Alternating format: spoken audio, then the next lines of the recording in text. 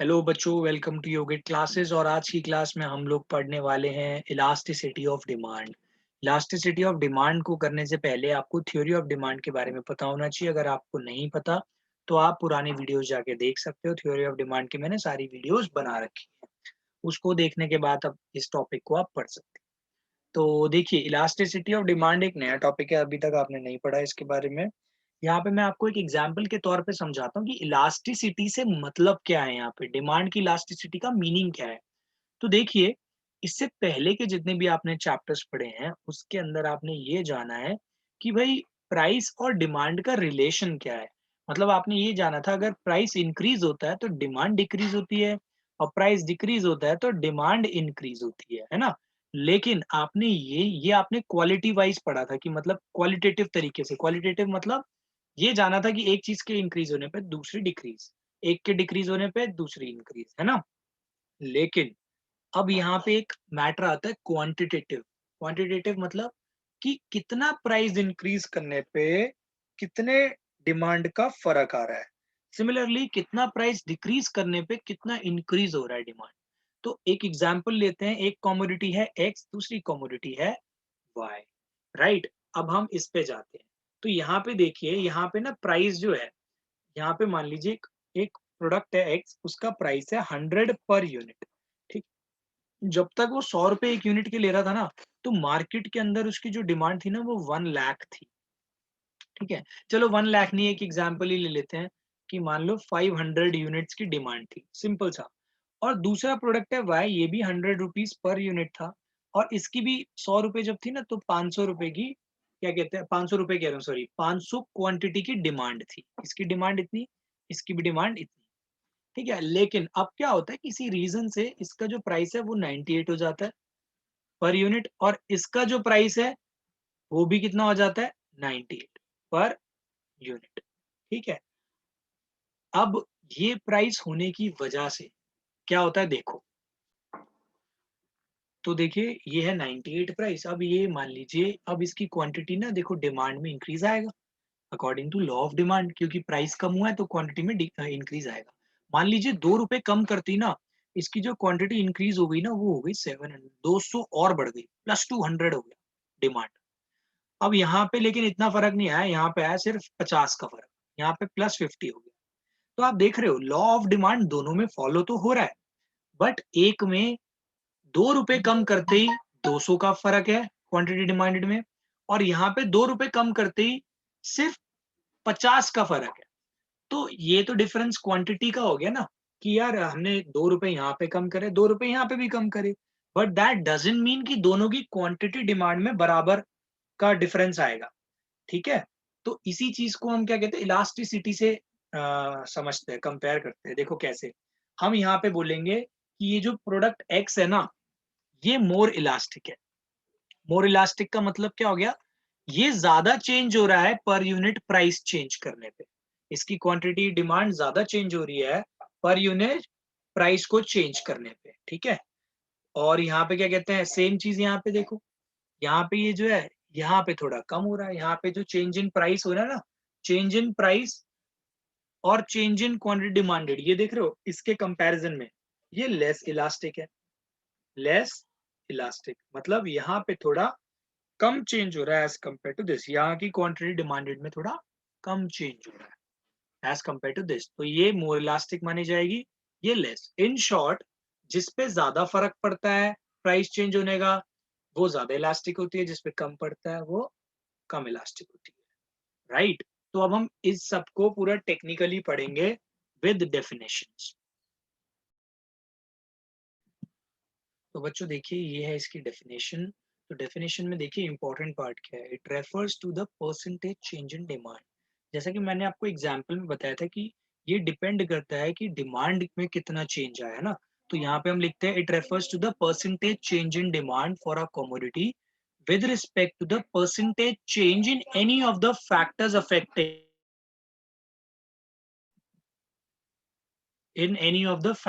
affecting demand for that commodity।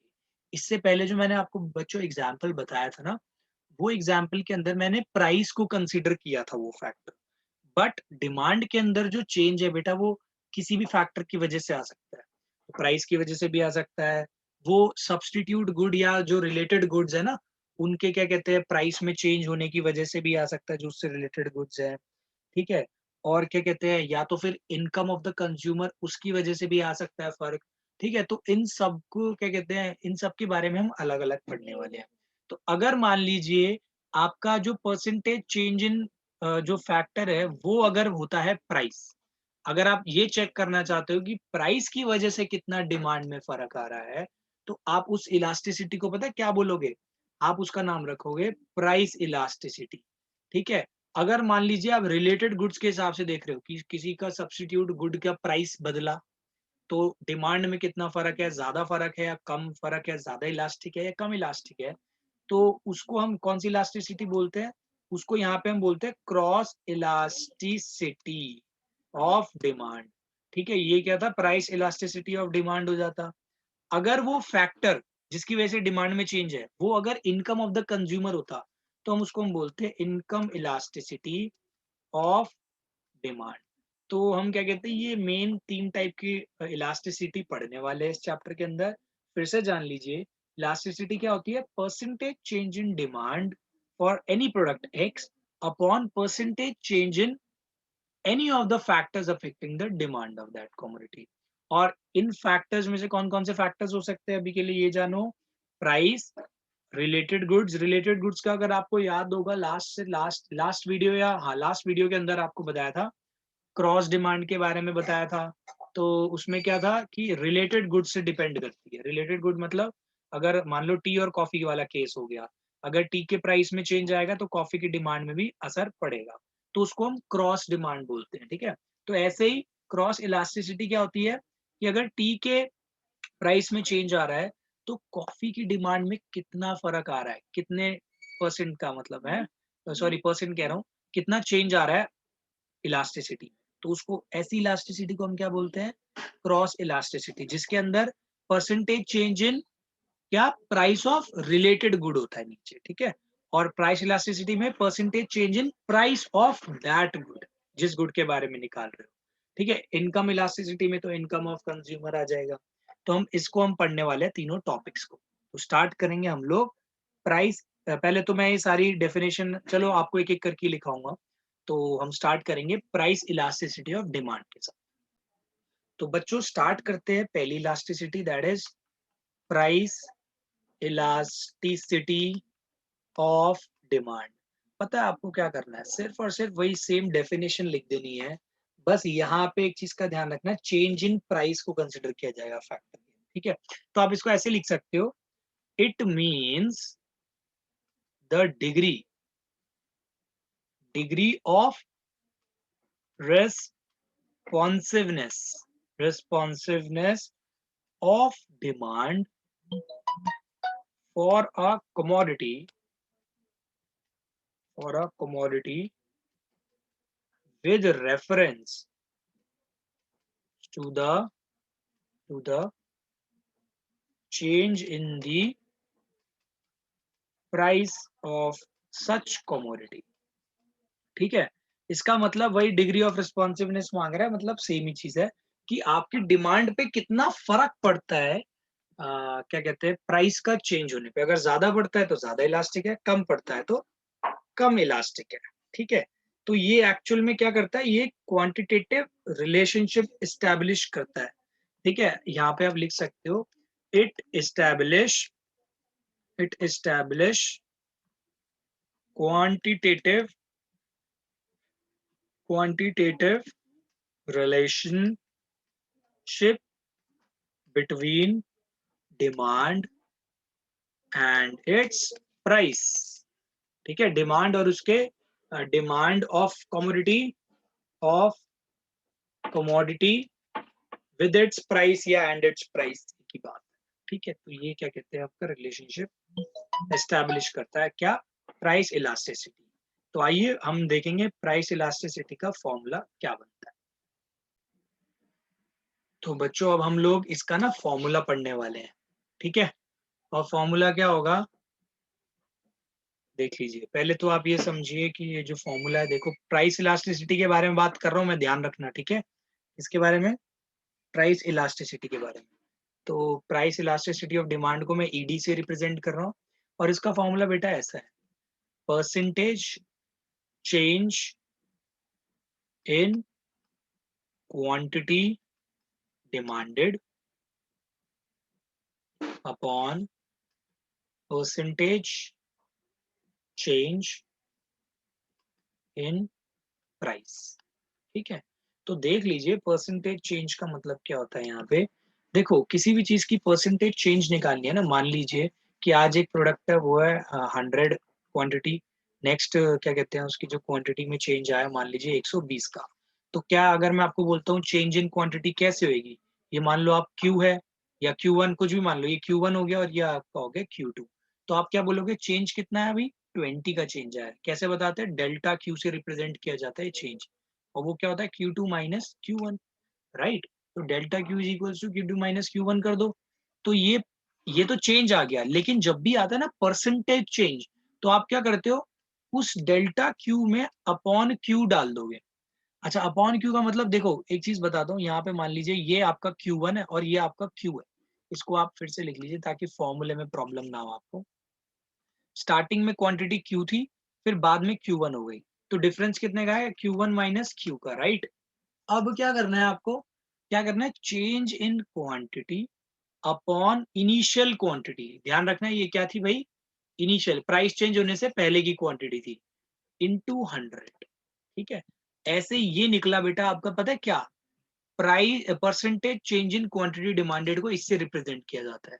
Similarly percentage change in price को किससे करा जाएगा, delta P upon P into 100। इसको ध्यान रखना बेटा, ये इनिशियल प्राइस था, जो बाद में चेंज होके आएगा वो आपका P1 प्राइस होगा। तो आपका फॉर्मूला देखो क्या बनता है, इससे तो ये हो गया सीधा सीधा कैंसिल, तो आपका ईडी का फॉर्मूला क्या बना भाई, ED is equals to delta Q upon Q upon delta P upon P. अब देख लीजिए इसको, अगर आपको बेसिक क्या कहते हैं फ्रैक्शंस पता हो तो आप इसको ये ऐसे लिख सकते हो, ये डिनोमिनेटर का डिनोमिनेटर है न्यूमरेटर में चले जाते हैं, और ये न्यूमरेटर का डिनोमिनेटर है ये डिनोमिनेटर में रहेगा। तो ये फॉर्मूला आपका क्या बन गया भाई, ED is equals to delta Q upon delta P into P upon Q, right. ये जो डेल्टा Q है ये है आपका चेंज इन क्वांटिटी, ये डेल्टा P है ये है चेंज इन प्राइस, ये जो P है ये है इनिशियल प्राइस, और ये जो Q है वो है इनिशियल क्वांटिटी डिमांडेड। तो आप इसको साथ साथ लिख भी सकते हैं। और ये जो मैं कह रहा हूँ ना P1, ये नई न्यू क्वांटिटी डिमांडेड है, और ये P1 अगर यहाँ पे आएगा, जैसे कि यहाँ पे प्राइस था P, फिर यहाँ पे प्राइस होगा P1, तो ये न्यू प्राइस है, नया वाला प्राइस। ठीक है, तो आप इसको यहाँ पे लिख सकते हो कि चेंज इन क्वांटिटी डिमांडेड, ऐसे लिख लेना, मैं पूरा नहीं लिख रहा। डेल्टा P को लिख सकते हो change in price of the commodity, P को लिख सकते हो इनिशियल प्राइस, Q को लिख सकते हो इनिशियल क्वांटिटी डिमांड। तो ये आपका एक फॉर्मूला है, अब इस पे बेस्ड हम कुछ न्यूमेरिकल करने वाले हैं। एक चीज और जान लो, इस मेथड को हम ये भी बोलते हैं फ्लक्स मेथड भी बोला जाता है, ठीक है, और इसका नाम प्रोपोर्शनेट मेथड भी है, प्रोपोर्शनेट मेथड, ठीक है, नामों से जाना जाता है, या फिर मैथमेटिकल मेथड भी बोला जाता है, मैथमेटिकल मेथड। ठीक है, तो ये तीन नाम से जाना जाता है ये वाला फॉर्मूला, यानी कि ये मेथड निकालने का किसका, इलास्टिसिटी ऑफ डिमांड को निकालने का ये जो तरीका है उसको इन तीन नामों से जाना जाता है, मोस्ट कॉमनली ये नाम से जाना जाता है, प्रोपोर्शनेट मेथड। तो बच्चों देखो कॉन्सेप्ट क्लियर करने के लिए यहाँ पे मैं एक न्यूमेरिकल लिखने वाला हूँ, आपको न्यूमेरिकल नोट करना है फिर क्वेश्चन को सॉल्व करना है। तो बच्चों देखिए यहाँ पे मैंने एक क्वेश्चन लिखा है, क्वेश्चन में क्या बोला है, calculate price elasticity of demand, यानी बेटा आपको ईडी की वैल्यू निकालनी है, राइट। यहाँ पे मैं सोल्यूशन करके दिखाऊंगा। आपको क्या बोला है, if demand increases from 4 units to 5 units. तो देखो पहले डिमांड थी 4 की, यानी कि इनिशियल डिमांड, मैंने आपको बताया था ना क्यू को किससे रिप्रेजेंट किया जाता है, इनिशियल डिमांड से। तो क्यू है आपके पास 4 यूनिट्स टू 5 यूनिट्स, यानी बाद में जो नई आपकी क्वांटिटी डिमांडेड है ना, यानी क्वांटिटी में जो डिमांड है वो नई है, यानी कि उसको Q1 से रिप्रेजेंट करेंगे। ठीक है, तो आपका ये जो है इनिशियल क्वांटिटी डिमांडेड 4 की है, फाइनल मतलब न्यू जो क्वांटिटी डिमांड है वो है 5 यूनिट्स की। अब ये किसके उसमें हुआ है? Due to fall in price. Initial price कितना था? 10 रुपीज। जब आपकी क्वांटिटी डिमांडेड 4 यूनिट्स था ना बेटा, तो प्राइस उस समय था 10। अब सिंपल सी बात है, नया प्राइस हो गया कम, ₹8। तो आप देख रहे हो कि यहाँ पे प्राइस हुआ कम तो क्वांटिटी डिमांड बढ़ गई। Simple as that. ठीक है, अब आपका काम क्या है बेटा? आपको ईडी निकालना है। ईडी आपको मैंने बताया था क्या होता है। ये होता है प्राइस इलास्टिसिटी ऑफ डिमांड, और इसका फॉर्मूला आपको लिखवाया हुआ है। इसका फॉर्मूला लिखवाया है delta Q upon delta P into P upon Q. Right. तो अब यहाँ पे आपको ये भी पता होना चाहिए डेल्टा क्यू क्या होता है। डेल्टा क्यू होता है बेटा चेंज इन क्वांटिटी डिमांडेड। और ध्यान रखना, हमेशा न्यू क्वांटिटी में से ओल्ड ही हटेगी, सब्ट्रैक्ट होगी। तो न्यू थी 5, ओल्ड क्वांटिटी कितनी थी 4, तो डेल्टा क्यू की वैल्यू कितनी आ गई 1। राइट। सिमिलरली डेल्टा पी का भी फॉर्मूला क्या होगा? P1 minus P. तो न्यू न्यू मनी प्राइस मतलब क्या कहते हैं, कॉमोडिटी का प्राइस क्या है 8 माइनस, अब ध्यान देना, यहाँ पे जो इनिशियल प्राइस था वो ज्यादा था 10, तो बेटा डेल्टा पी तो -2 आएगा। राइट। अब बस आपका काम क्या है, इन वैल्यूज को यहाँ पे पुट कर देना। डेल्टा क्यू की जगह आप पुट करोगे 1 अपॉन डेल्टा पी की जगह आप पुट करोगे -2 इंटू पी की जगह आप पुट करोगे 10, क्योंकि ये पी आपका इनिशियल प्राइस है, अपॉन इनिशियल क्वांटिटी डिमांडेड कितनी थी आपकी? ये थी 4। राइट। तो इसको जब आप वो करोगे सॉल्व, तो बेटा देखो ये जाएगा पहले 2 से, तो ये 2 वन जा -1 आ जाएगा, है ना। और ये 5, अभी माइनस साइन ऊपर आ जाएगा। और 5/4 को जब आप डेसिमल फॉर्म में लिखोगे ना, तो ये आता है 1.25 सॉल्व होकर, और नेगेटिव साइन भी लग जाएगा। तो आप एक चीज का हमेशा नोटिस करना, यहाँ पे हमेशा नेगेटिव साइन आएगा ही आएगा। कभी भी लॉ ऑफ डिमांड अगर फॉलो होता है, तो आपका हमेशा प्राइस इलास्टिसिटी ना नेगेटिव साइन के साथ ही आएगी। लेकिन अगर आपसे पूछा जाए एब्सोल्यूट वैल्यू क्या है, मतलब एब्सोल्यूट नहीं, हमेशा आंसर आपको पता है फाइनल क्या लिखना है, कभी नेगेटिव में नहीं लिखना। आपको आंसर हमेशा ये लिखना है। तो इसको आप ऐसे बोलना कि always absolute absolute value is taken. ठीक है। यहाँ पे हमेशा आंसर तो नेगेटिव में ही आएगा, बट फाइनल आंसर में आपको नेगेटिव साइन हमेशा हटा देना है, और आपको सिर्फ न्यूमेरिकल वैल्यू लिखनी है। तो आप देख रहे हो इसकी जो प्राइस इलास्टिसिटी है वो कितनी होगी? 1.25। इसकी प्राइस इलास्टिसिटी होगी आपकी 1.25। हो गया सॉल्व। अब बच्चों मैंने आपको यहाँ पे क्वेश्चन दिया है। अब इसके अंदर ना वाइस वर्सा देखो दे दिया मैंने आपको। मैंने बोला पिछले क्वेश्चन में प्राइस फॉल बोला था, यहाँ पे राइज बोल दिया। 8 से 10 रुपए पहुंच गया प्राइस। इसकी वजह से प्राइस राइज होने की वजह से वापस जो 5 यूनिट की डिमांड थी अब वो 4 यूनिट की हो गई है। तो यहाँ पे इनिशियल वाली चीज चेंज हो गई। पिछली बार इनिशियल प्राइस था आपका 10, लेकिन इस बार इनिशियल प्राइस होगा 8। सिमिलरली इनिशियल क्वांटिटी यहाँ पे होगी 5। तो आपको वही फॉर्मूला अप्लाई करना है और ये देखना है क्या कुछ फर्क पड़ता है या नहीं पड़ता, क्या आपका आंसर पिछली जैसा सेम आ जाएगा या नहीं। तो ये आपको, ये एक तरह से आपके लिए टेस्ट टाइप हो गया है। तो that you have to do on your own. इसको अपने आप करना, अगर नहीं समझ में आया तो मुझे बताइएगा। राइट। तो अब मैं आगे के टॉपिक को उठा। तो बच्चों यहाँ से आपको ना इन क्वेश्चन से दो चीजें इंपॉर्टेंट ऑब्जर्वेशन आपकी ये होनी चाहिए। ऑब्जर्वेशन दो होनी चाहिए कि पहली ऑब्जर्वेशन ये, always always consider the absolute value. Absolute values का मतलब आपका आंसर आएगा नेगेटिव में, बट आपको हमेशा पॉजिटिव लेना है। नेग्लेक्ट, इसका मतलब ये है नेग्लेक्ट द नेगेटिव साइन। अब मैं बता देता हूँ ऐसा क्यों करना है। देखिए, मैंने आपको बताया था ना क्या कहते हैं, अगर क्वांटिटी डिमांड में ज्यादा फर्क आता है प्राइस चेंज से, तो वो ज्यादा इलास्टिक है। मान लो एक है प्रोडक्ट एक्स, एक है वाई। एक की जो इलास्टिसिटी आई है ना, मान लीजिए ये आई है -5.0 और एक की आई है -7.0। तो अब यहाँ पे एक बात तो क्लियर है कि यार वाई में ज्यादा चेंज आ रहा है क्वांटिटी डिमांड में as compare to x. But अगर आप इसको मैथमेटिकली देखोगे, तो आप बोलोगे सर -7 तो छोटा होता है -5 से मैथमेटिकली, तो यानी कि ये तो कम इलास्टिक हुआ। राइट, बट ऐसा ट्रू नहीं है, इसीलिए हम लोग क्या करते हैं, नेगेटिव साइन को हटा देते हैं, हम सिर्फ न्यूमेरिकल वैल्यू पे ध्यान देते हैं। अगर आप नेगेटिव साइन लेते ना कंसिडरेशन में, तो आपके हिसाब से ये y जो है कम इलास्टिक आता, क्योंकि -7 कम होता है -5 से। बट हम नेगेटिव साइन नहीं लेते हैं, इसीलिए आप देख रहे हो जो वैल्यू जिसकी बड़ी होगी न्यूमेरिकल वैल्यू, वो ज्यादा इलास्टिक होगा। तो यहाँ पे y इज मोर इलास्टिक। ठीक है, तो पहली ऑब्जर्वेशन ये हो गई कि हमेशा हमें नेगेटिव साइन को क्या कहते हैं, नेग्लेक्ट करना पड़ेगा। We always have to take absolute value. ठीक है, नेक्स्ट है आपका elasticity is affected by percentage. Percentage change से इफेक्ट होता है इसमें। ठीक है, परसेंटेज चेंज का एक इफेक्ट होता है, सिर्फ और सिर्फ क्या कहते हैं, क्या कहते हैं, क्वांटिटी डिमांड में जो मतलब नई और पुरानी क्वांटिटी सिर्फ इसी पे डिपेंड नहीं करता, उसमें परसेंटेज चेंज कितना आया है उस पे मेन डिपेंड करता है। ऐसा मत सोचना कि ये पी अपॉन क्यू से आंसर निकल जाएगा, नहीं, या क्यू अपॉन पी से आंसर निकल जाएगा, नहीं। आपको चेंज इन परसेंटेज लेना, परसेंटेज चेंज को लेना पड़ता है। ठीक है, तो ये दो मेन ऑब्जर्वेशन है, इसको आपको जानना चाहिए। ठीक है, और एक चीज इंपॉर्टेंट ये भी है कि क्या ये क्या कहते हैं, कोई इसकी यूनिट है? तो ये जो आपका ईडी है ना, प्राइस इलास्टिसिटी, ये यूनिट फ्री है, इसकी कोई यूनिट नहीं है। इसका रीजन भी बहुत सिंपल है, यूनिट फ्री क्यों है, क्योंकि अगर आपको याद हो इसका फॉर्मूला क्या था, delta Q upon delta P into P upon Q, है ना। ऊपर क्वांटिटी यूनिट्स में होता, नीचे वाली क्वांटिटी भी यूनिट्स में होती।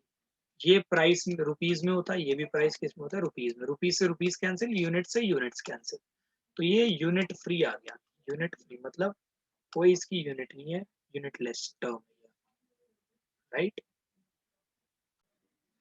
तो बच्चों आज की क्लास में सिर्फ इतना ही। नेक्स्ट क्लास में हम लोग ना डिग्री ऑफ इलास्टिसिटी पढ़ेंगे और फैक्टर्स अफेक्टिंग द इलास्टिसिटी पढ़ेंगे, फिर कुछ क्वेश्चन सॉल्व करेंगे, और फिर हमारा ये जो इलास्टिसिटी वाला पार्ट है हमारे साथ सिर्फ मतलब लाइक यहाँ पे अभी हम लोग सिर्फ और सिर्फ प्राइस इलास्टिसिटी को ही डिस्कस करने वाले हैं। ठीक है, तो नेक्स्ट वीडियो में उस चीज को कवर कर लेंगे, हमारा ये वाला पार्ट खत्म हो जाएगा, एंड कुछ मिसलेनियस क्वेश्चन भी देख लेंगे।